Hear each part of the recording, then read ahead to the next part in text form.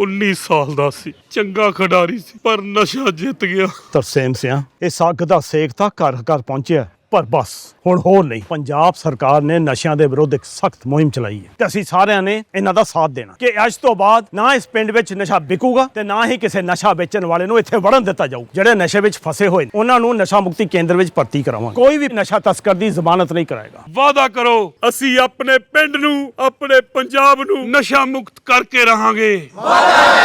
नमस्कार, इस वक्त के बुलेटिन में आप सभी का स्वागत है और मैं हूं आपके साथ रहनुमा। चलिए आज की अहम खबरों पर नजर डालते हैं। अमेरिकी राष्ट्रपति डोनाल्ड ट्रंप इन दिनों टैरिफ को लेकर सुर्खियों में बने हुए हैं। दरअसल डोनाल्ड ट्रंप ने और पाकिस्तान ने एक डील साइन की है जिसके तहत दोनों देश तेल भंडार को लेकर विकास पर काम करेंगे। ट्रंप ने सोशल मीडिया प्लेटफॉर्म पर लिखा, हमने पाकिस्तान के साथ एक डील की है जिसके तहत पाकिस्तान और अमेरिका अपने विशाल तेल भंडारों के विकास पर मिलकर काम करेंगे। हम ऐसी ऑयल कंपनी का चयन कर रहे हैं जो इस साझेदारी को लीड करेगी। किसे पता हो सकता है कि पाकिस्तान किसी दिन भारत को भी तेल बेचे। अमेरिकी राष्ट्रपति का ये पोस्ट भारत पर 25% टैरिफ और रूसी सैन्य उपकरणों और ऊर्जा खरीद पर अतिरिक्त जुर्माना लगाने के ऐलान के कुछ ही घंटों बाद आया है। ट्रंप ने ये भी कहा है कि व्हाइट हाउस इन दिनों व्यापार समझौते पर काम करने में काफी व्यस्त रहा है। दिल्ली एनसीआर में बीती रात से ही लगातार बारिश हो रही है जिसकी वजह से कई स्थानों पर जल भराव और ट्रैफिक जाम लग गया है। मौसम विभाग के अनुसार अगले 4 से 5 दिनों तक राजधानी में इसी तरह का बारिश का सिलसिला जारी रह सकता है। रात से लगातार हो रही बारिश की वजह से शास्त्री भवन, ITO, कैनॉट प्लेस, जनपद, जोरबाग और एरो सिटी जैसे इलाकों में पानी भर गया है। एयरपोर्ट के पास जल जमाव की वजह से आने जाने में परेशानी हो रही है। नोएडा और आसपास के इलाकों में भी बारिश के चलते लोगों को भारी दिक्कतों का सामना करना पड़ रहा है। मौसम विभाग ने चेतावनी दी है कि कुछ इलाकों में बादल गरजने के साथ बारिश की भी संभावना है। मौसम विभाग के अनुसार दिल्ली एनसीआर में 5 अगस्त तक अधिकतम तापमान 33 से 35 डिग्री सेल्सियस के आसपास रहेगा। न्यूनतम तापमान बुधवार को 25.8 डिग्री रिकॉर्ड किया गया जो सामान्य से 1 डिग्री कम है। अधिकतम तापमान 32.7 डिग्री रहा जो सामान्य से 1.7 डिग्री कम है। अगले 4 से 5 दिन तक बादल और बारिश का ही दौर रहेगा जिससे तापमान में स्थिरता बनी रहेगी। महाराष्ट्र के मालेगांव में 2008 के बम धमाके के मामले में आज NIA की विशेष अदालत फैसला सुना सकती है। केस की मुख्य आरोपी भोपाल की पूर्व सांसद साध्वी प्रज्ञा ठाकुर है। साध्वी के अलावा लेफ्टिनेंट कर्नल प्रसाद पुरोहित समेत 7 आरोपी हैं जिन पर आतंकी साजिश, हत्या, धार्मिक उन्माद फैलाने के आरोप है। आज से लगभग 17 साल पहले 29 सितंबर 2008 को महाराष्ट्र में नासिक जिले के मालेगांव में बम ब्लास्ट हुआ था। इस धमाके में 6 लोगों की मौत हुई थी। इसके अलावा 100 से ज्यादा लोग घायल हुए थे।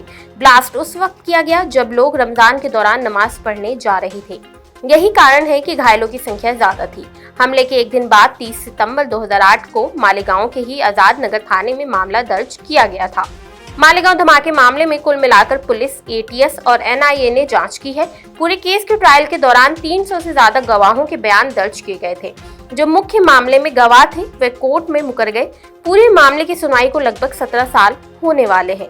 2008 से जो ब्लास्ट हुआ था आज बोले तो 2025 हो गया। इतना लंबा फासला, हम उसमें हमारे मुस्लिम मारे गए, उसमें हमारे मुस्लिम गिरफ्तार हुए और आज तो हम एक उम्मीद पे हम लोग बंधे हुए हैं कि यार फैसला हमारे हाथ में आना चाहिए। जो मुजरिम है वो उसको गिरफ्तार होना चाहिए, उसको सजा मिलना चाहिए।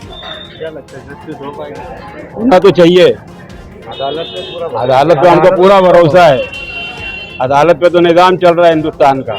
देश भर में बारिश का दौर जारी है, वहीं MP में बाढ़ जैसे हालात बने हुए हैं। इसके साथ ही 2 जिलों के स्कूल को बंद कर दिया गया है। मध्य प्रदेश के भोपाल में पिछले 24 घंटे के दौरान 32.2 मिलीमीटर बारिश हुई।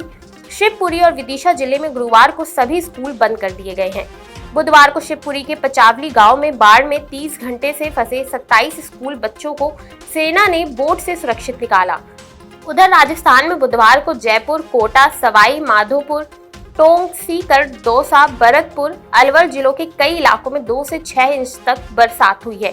सवाई माधोपुर के पास NH 552 पर बना पुल बह गया। उत्तराखंड के रुद्रप्रयाग जिले में मुनकटिया के पास लैंडस्लाइड हुई है। केदारनाथ जाने वाले पैदल रास्ता बंद हो गया है। यात्रा 4 दिन के लिए स्थगित कर दी गई है। सड़क के अचानक बंद होने से गौरीकुंड में लगभग 2500 तीर्थयात्री फंस गए हैं। मौसम विभाग ने गुरुवार को राजस्थान, असम और मेघालय में भारी बारिश का ऑरेंज अलर्ट जारी किया है। इसके अलावा बिहार, झारखंड, पश्चिम बंगाल, मध्य प्रदेश, गुजरात सहित 19 राज्यों में हल्की से मध्यम बारिश हो सकती है।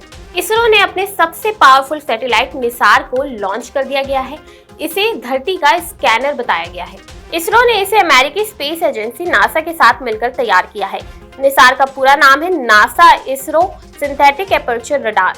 ये सैटेलाइट 12 दिनों तक धरती को स्कैन करके कई दिलचस्प जानकारियां जुटाएगा। दावा किया जा रहा है कि ये धरती के 1 इंच तक के बदलाव को भी रिकॉर्ड कर सकेगा। इस मिशन का मकसद है कि धरती और उसके पर्यावरण को गहराई से समझना है। इसके लिए निसार सैटेलाइट को लॉन्च किया गया है।